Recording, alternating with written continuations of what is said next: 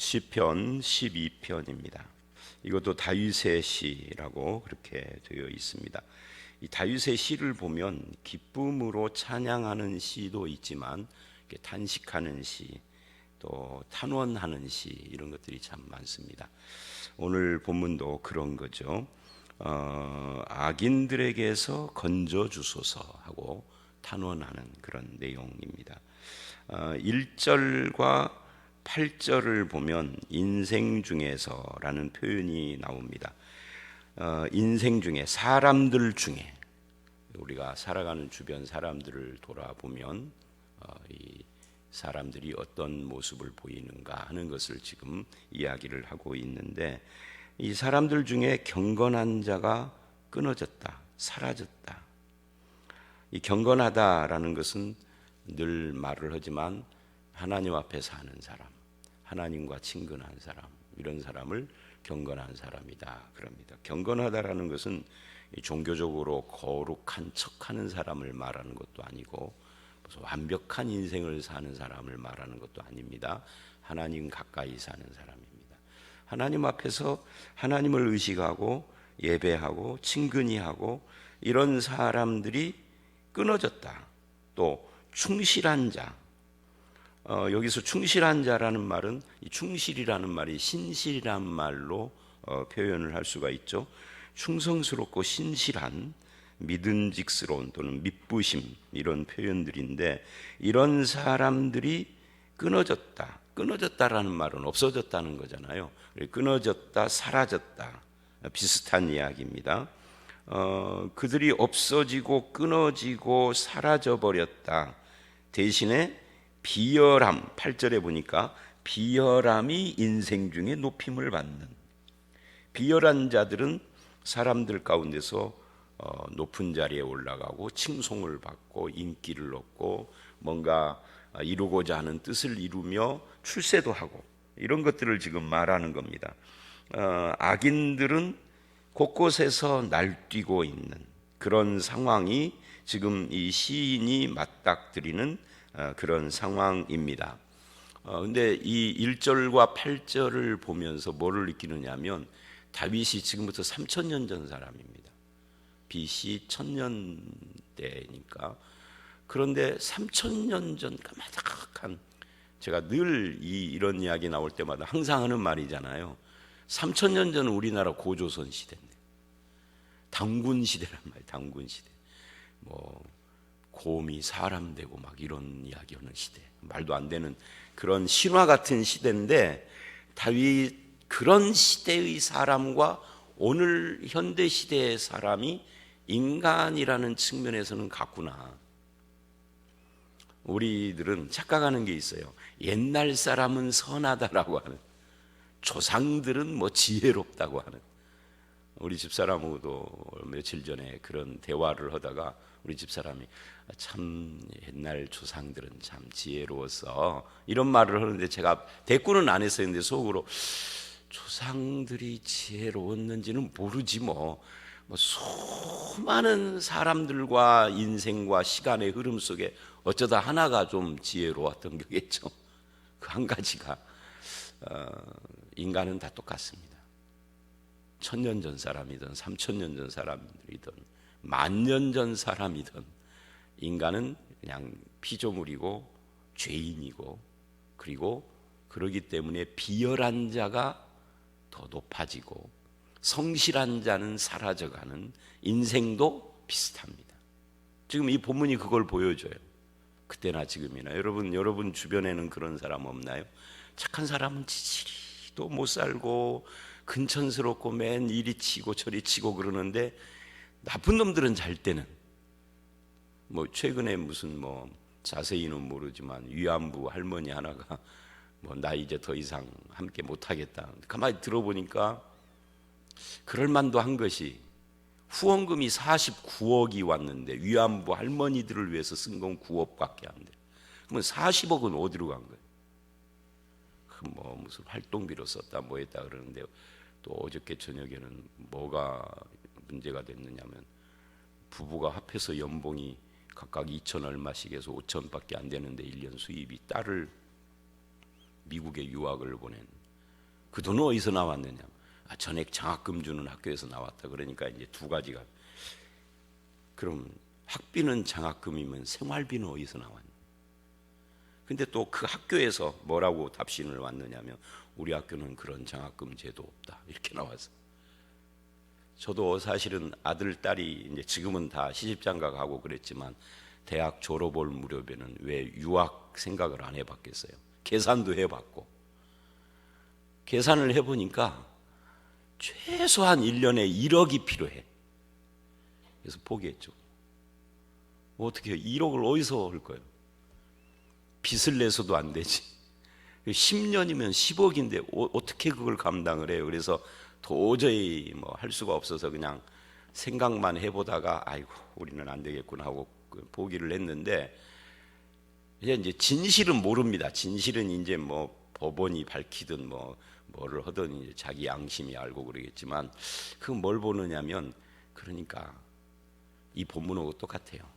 비열한 자가 높임받고 충실한 자는, 이 세상에서 충실하게 사는 사람은 사실은 이렇게 뭐라 할까요?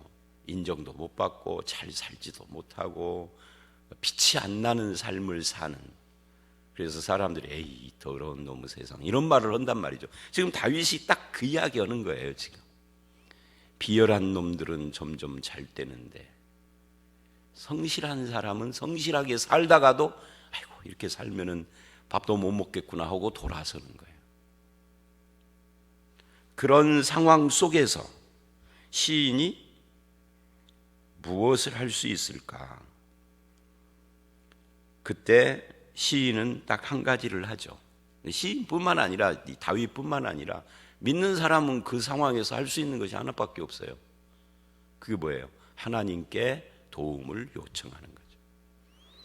그래서 하나님께 이런 세상에서 하나님 나를 도와주십시오 라고 말을 하는데, 생각해 보면 하나님께 도움을 요청할 수 있다는 것 자체가 큰 축복이에요.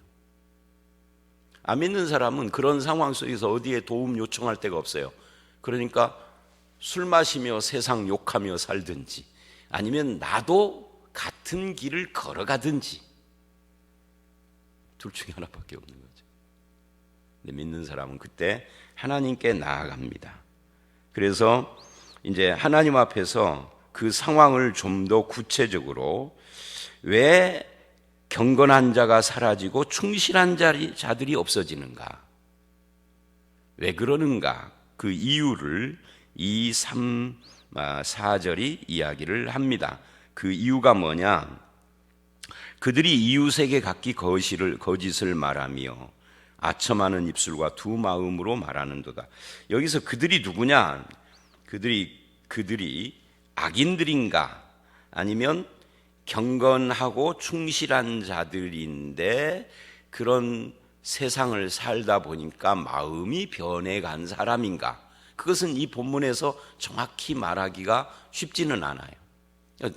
둘 다를 염두에 두고 생각을 해볼 수밖에 없는데, 이 악인들이나 그들 때문에 점점 삶이 악하게 바뀌어가는 사람들이나, 문제는 그들의 말, 악인이 하는 말이 거짓이고 거짓을 잘 하는 사람들이 높임받고 출세하고 인기도 끌고 부유해지는 걸 보면서 우리도 같은 길을 걸어가고 싶은 유혹을 받는 거죠.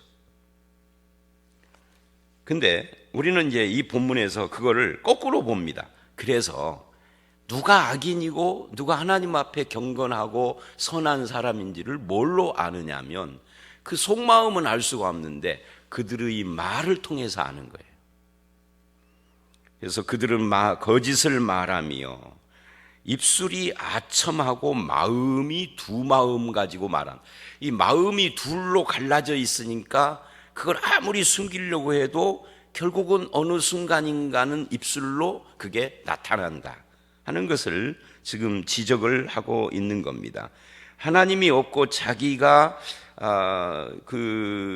자기 입의 주인이 되어져서 언젠가는 하나님이 마음에 없는 다른 것이 주인이 되어 있는 사람은 이게 숨겨지지 않는다는 거예요. 숨기려고 하고 교회 와서 거룩한 척, 믿음 있는 척, 하나님 믿는 척 하다가도 어떤 계기가 상황이 주어지면은 그게 입술로 등장한다는 거죠. 잘 살펴보면은 그래요. 목사도 마찬가지죠. 물론 행동으로도 나오지만 여기서는 이제 말로, 입술로. 목사가 목회를 하다 보면 제가 이런 말도 몇 번 자주 했던 표현인데, 30대 목사는 인생 경험이 적어서 모를 수도 있겠지만 50대, 60대 된 목사는 인생, 아무리 목회만 했어도 인생은 인생이니까 그 경험이 있어서 교인들을 보면, 그 사람이 하는 말과 행동을 보면 그 사람의 진실성이 보일 때가 많아요. 근데 목사는 그걸 표현을 안 쳐. 우리 교인인데 그걸 어떻게 다 표현을 해요. 근데 느끼는 바는 있는 거죠. 어떻게? 그가 하는 말과 행동을 보면은 그의 신앙의 진실성이 보여진다고요. 하나님이 아니라 정확할 수는 없겠지만, 그러니까 입술로 그게 다 드러납니다. 행동으로도 드러나고요. 그 입술에 뭐가 있어요? 거짓과 아첨과 자랑과 두마음, 이중적인 마음, 이런 것들이 있다 그 말이죠. 이게 목표나 목적에 따라서는, 자기가 뭘 목적으로 하고 사람을 대하느냐에 따라서는 없는 말도 지어내기도 하고 아첨도 하고 그런단 말이죠. 그런데 이게 사람 말이 언젠가는 그 진실성이 드러나요. 당장이 아니더라도 말을 교묘히 포장하기도 하고. 그래서 이제 3, 4절이 그런 이야기를 하는 거예요. 여호와께서 모든 아첨하는 입술과 자랑하는 혀를 끊으시리니 그들이 말하기를 우리 혀가 이기리라.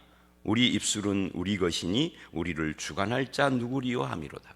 그러니까 내 입술은 내 것이니, 맞는 말이죠. 내 입술이 내 것이지 누구 것이에요. 근데 이 말이 신자에게는 틀린 말이죠. 내 입술을 지으신 이도 하나님이라, 하나님의 것이에요. 그래서 하나님이 기뻐하시는 말을 해야 되는데, 이놈의 것이 내 마음이, 말로는 하나님 그러지만 내 마음이 하나님이 안 계시니까 자꾸 딴 말이 나오는 거예요. 그러니까 내 입술은 내 것이다. 하나님 주인됨을 무시하고 부정해버리는, 나를 주관할 자가 없다, 내가 내 인생의 주인이다 하는 태도가 언젠간 말로 드러나는 거죠. 그래서 그런 사람들이 잘되고 출세하고 부유하게 살고 힘도 얻고 오는 걸 보며 경건한 자가 끊어지고 충실한 자가 없어지고 있다. 예수 믿는 사람도 세상 살려면 적당히 그렇게 타협하고 그렇게 살아야지, 믿는다고 그래서 고지고대로 살면 안 돼. 이런 생각 가운데서 점점 진실하게 믿는 사람들의 숫자가 줄어가고 있다. 그거 지금 지적을 한 겁니다. 그래서 하나님을 부정하는 거예요. 우리를 주관할 하나님이 없다. 그래서 5절, 이제 여기까지 1절로 4절까지는 현 상황에 대한 이야기입니다. 그리고 5절서부터는 이제 내용이 전환되죠. 여호와의 말씀에, 그러니까 사람들은 그렇게 이야기를 하고 말하고 태도를 갖지만 하나님은 뭐라고 하시는가는 그런 말씀을 지게 5절서부터 하는 겁니다. 여호와의 말씀에, 여러분 이게 중요해요. 항상 나는 어떻게 생각하는가 이게 아니라 하나님은 뭐라고 말씀하셨는가, 이게 신자가 붙들어야 될 겁니다. 근데 실은 거꾸로 해요. 말씀도 내가 어떻게 생각하고 뭘 하고 싶은가를 진행하기 위해서 하나의 소스로 활용만 하지, 이거 반대로 해야 돼요. 그렇게 하지 않고 말씀이 뭐라고 하는가에 따라서 내 말과 생각과 행동이 그 뒤를 따라가야 되는데, 이것이 바뀌어지면 실은 신자가 위선자가 되는 거예요. 하나님의 말씀이 뭐라고 하느냐, 이렇게 말을 한다는 거죠. 가련한 자들의 눌림과 궁핍한 자들의 탄식으로 말미암아 내가 이제 일어나, 축약을 하면 하나님이 말씀하시기를 하나님이 일어나겠다 한다 그 말이죠. 일어난다는 것이 뭐예요? 무엇인가를 행동, 액션을 취하겠다, 그런 뜻이죠. 앉아 있는 것은 앉아 있는 것은 모든 것을 끝내고 쉬고 있거나 모든 것을 정리했다는 이야기인데, 일어났다는 것은 뭔가를 행하겠다는 거예요. 근데 그렇게 행할 때 뭐를 행하느냐 할 때, 가련한 자들이 눌림을 위해서, 궁핍한 자들의 탄식을 위해서 뭔가를 행하겠다는 거죠. 이런 상황 속에서도 여전히 경건하고 충실한 인생을 살려고 하는 자들의 편에 서서 하나님이 뭔가 역사를 하시겠다는 거예요. 그러니까 궁핍한 자, 가련하고 눌린 자가 1절에 경건하고 충실한 자들이에요. 성경에는 자주 믿는 자를 가련한 자 또는 가난한 자 이렇게 표현을 하거든요. 악인들에 의해서 눌림이 있지만 하나님을 의지하려고 하는 자들을 위해서 하나님은 일어나 무슨 행동을 하겠다. 근데 그 행동의 내용이 뭐냐? 행동의 대상은 가련한 자, 궁핍한 자들인데, 그 행동의 내용은 그가 원하는 안전지대에 두리라 하시도다. 이게 이제 하나님이 하시는 일이에요. 하나님의 안전지대, 세상이 주는 안전지대가 아닙니다. 그가 원하는 할 때 그가 누굴까에 대해서 두 가지가 가능하죠. 그 가련하고 궁핍한 자가 원하는 안전지대인가, 아니면 이 그가가 하나님인가? 그럼 하나님이 원하는 안전지대인가? 지금 매일성경은 뭐라고 그거를 해석을 했는지 제가 안 읽어봤는데, 저는 이것을 하나님이라고 봅니다. 그러니까 가련하고 눌린 자, 세상과 같이 안 살고 하나님의 말씀 따라 사는 자, 믿음으로 사는 자를 하나님이 원하시는 하나님의 안전지대에 그를 두시겠다. 이걸 이제 다른 말로 하면 하나님이 지키시겠다 그 말이죠. 하나님이 지키고 보호하심을 믿어라, 그런 이야기죠. 하나님이 그 일을 해주시겠다. 그러니 많은 신앙인들이 세상을 살면서 변절하고 바뀌고 신앙의 태도가 달라져 갈 때에도 너는 하나님의 지키심을 믿고 여전히 충실하고 경건한 삶을 살아야 된다, 이렇게 지금 이야기하고 격려하고 있는 거예요. 6절 7절을 보시면 여호와의 말씀은 순결하며, 갑자기 하나님의 말씀 이야기를 합니다. 어쩌면 이런 말이죠. 하나님의 안전지대 중에 하나가 뭐냐 할 때 그게 하나님의 말씀입니다. 세상이 아무리 타락하고, 우리 베드로후서에서 계속 말한 것처럼 허무하고 더럽고 썩어져가고 쇠하여가는 세상이랄지라도 말씀은 순결하다. 그러면 순결하고 충실하고 경건한 삶을 살려는 자는 그 절대 세상의 타락에 영향을 안 받는 그 순결한 말씀으로 피난처를 삼고 가야 하는 거죠. 그래서 여호와의 말씀은 순결하다라는 표현을 그래서 하는 거예요.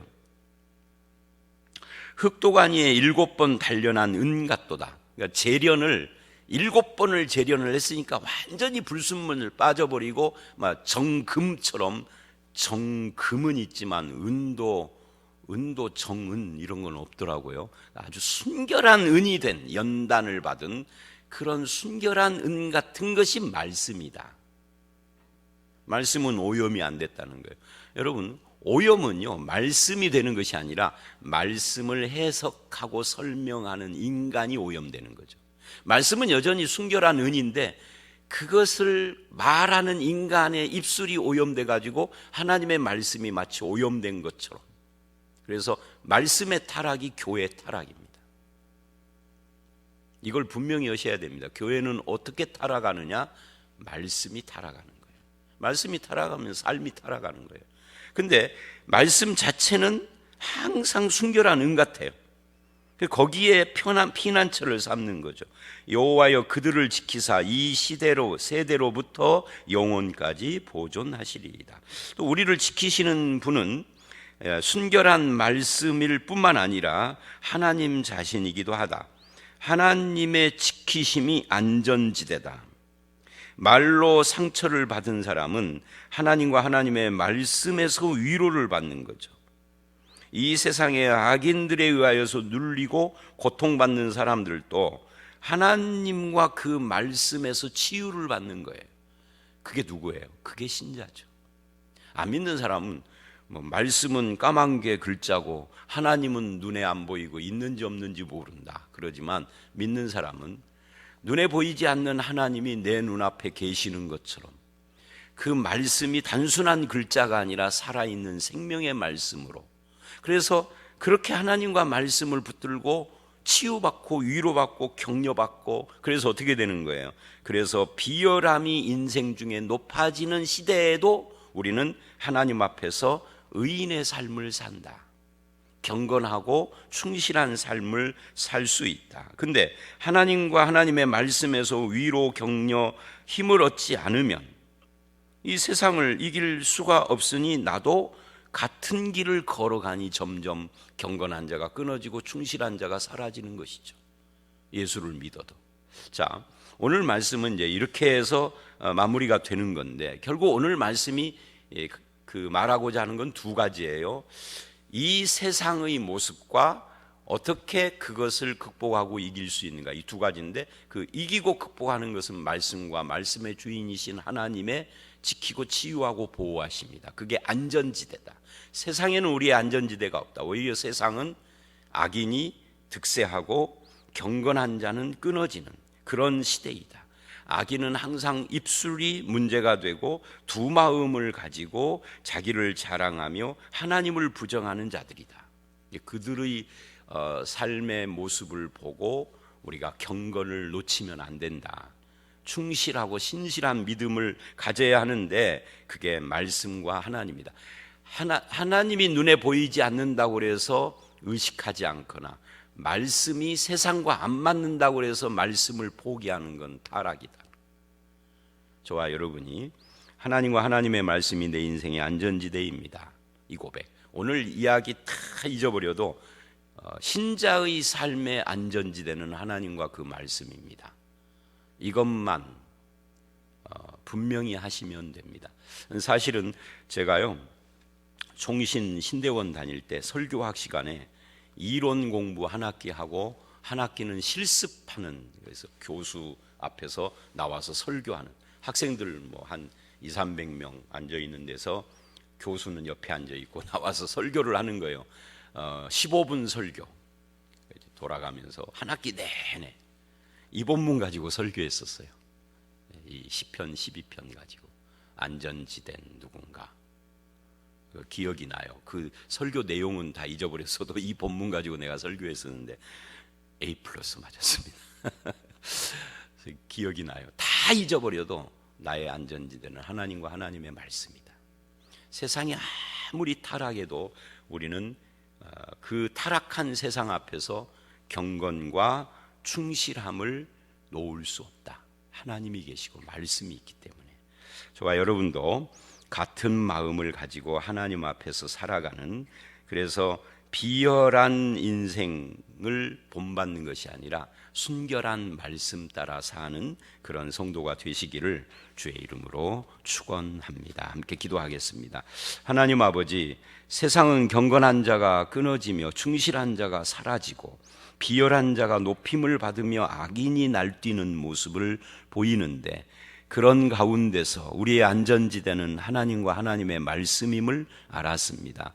세상이 아무리 더러워지고 타락하고 썩어짐이 승하여 갈 때에도 말씀은 7번 단련한 은 같은 그런 것이고, 하나님은 여전히 살아계셔서 우리를 위하여 일어나시는 분임을 알았습니다. 그 하나님과 말씀을 붙들고 우리도 순결하고 경건하고 충실한 삶을 살아가는 성도가 되게 하여 주시옵소서. 오늘 이 하루도 주께서 우리와 함께 하시고 나를 위하여 일어나 계심을 믿고 살아가는 믿음의 하루가 되기를 간절히 바라오며 예수님 이름으로 기도드려 싸움나이다. 아멘.